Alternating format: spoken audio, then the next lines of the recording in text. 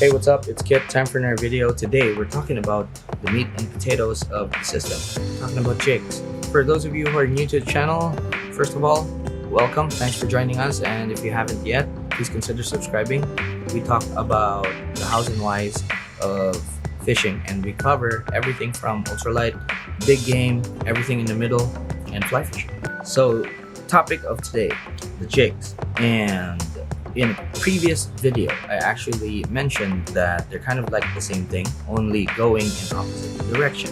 Now, if you look at the shapes, also there's kind of like similarities between them. There's slim ones. There's these two that are kind of in the middle, not too slim, not too wide, and we have ones that are wide but short.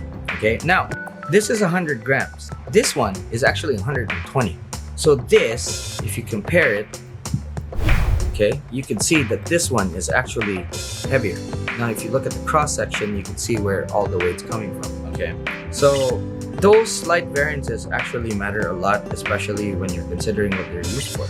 Okay, so jigs are meant to be dropped to the bottom, and you're either working it up, or the action of the jig is achieved when it flutters down. So again, main difference is that the action of this is going down, action of this is going up.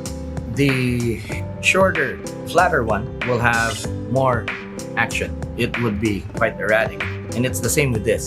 Okay, with this one, the action of this is also quite erratic, and you don't have to move it much. It actually moves quite erratic.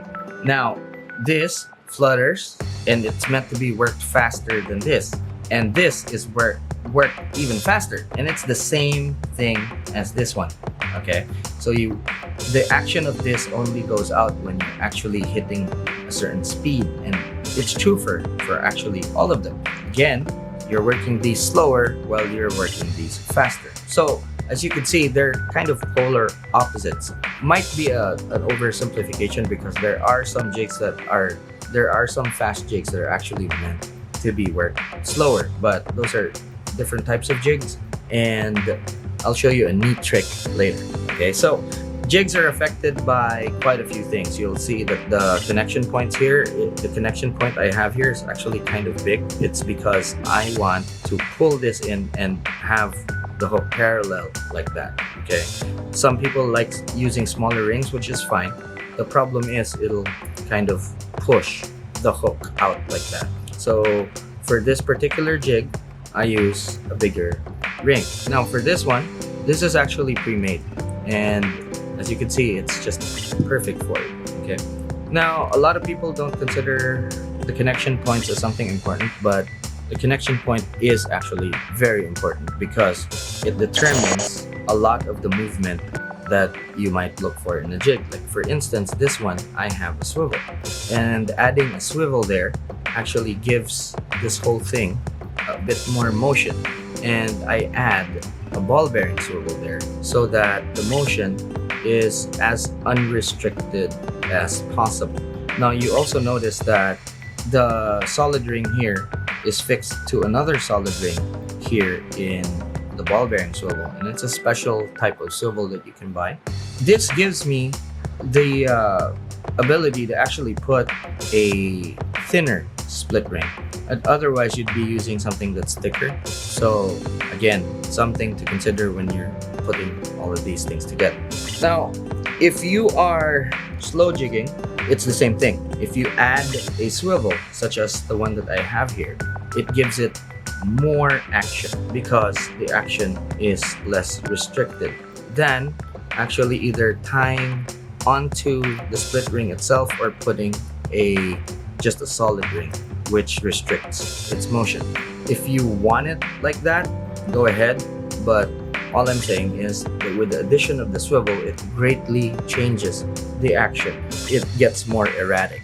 Okay, now when you have something that's erratic for slow jigs, you can actually work it slower, because the action just goes out because of the unrestricted movement.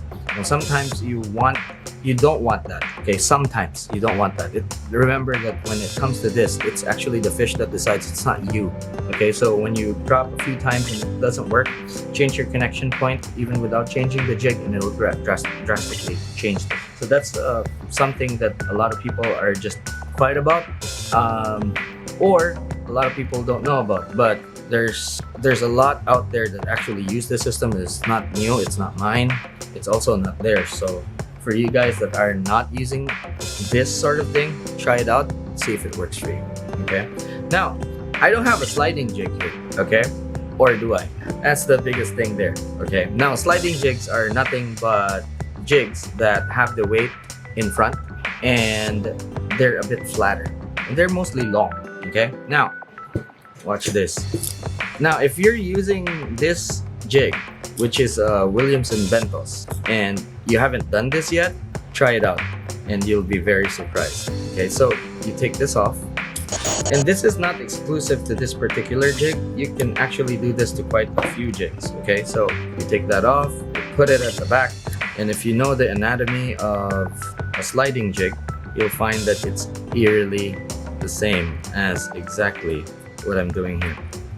So if you do that, okay, this becomes a sliding jig, and it is something that I have been using for a long time, and it works. Okay, the weight is here. You have a flat surface to keep it planing. Just as long as everything is straight, it actually slides sideways for a really long time. So for you guys that haven't tried that yet, try that out. That's a very big tip, and I'm pretty sure that it'll work out for you.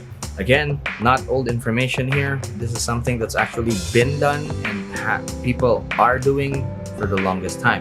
Now, the longer, slimmer, fast jigs, okay, have that sort of thing that you can some of them can be rigged like this. Okay, now with the longer, slimmer jigs, such as this one, you could also fast jig them.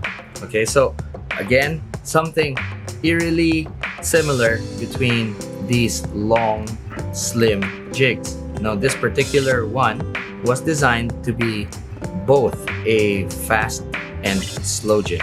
It's because of the slim one, the slim design, that it actually planes really well even if you're jigging it fast. So if you're in a bind, and even if you have a slow jigging rod, you can actually, especially if it's overhead, you can actually wind and pump and the jig will work like a fast jig. Okay, now you can't do that with the longer, wider body short slow jigs, because they will spin.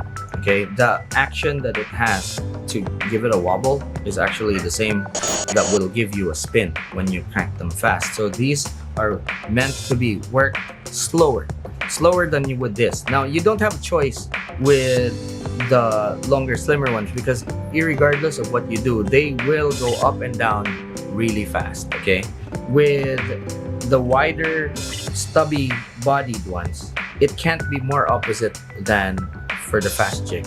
Okay, or the short, stubby, fast jig, because the short, stubby, slow jigs are meant to be worked really slow, because as soon as you give them the drop or that slack, the movement it gives is very, very erratic. In fact, this has a lot more hang time than this one. Okay, and this is a 200 gram.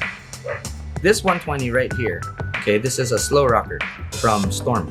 Now this will have a longer hang time than any of these, whereas this is also the most erratic when you're jigging it up. So all of these are really polar opposites. They do almost exactly the same thing, only they're going in opposite directions. Now I hope this little video actually gave you quite a few tips on these, and I hope that you're gonna use them in the field. All right, so thanks so much for joining me today. Don't forget, if you haven't yet, please subscribe, and if you like this video, give it a thumbs up. And by the way, when you subscribe, hit that notification bell, because every time I upload a video, you don't want to miss it. All right, again, thanks so much for watching. I will see you in the next one.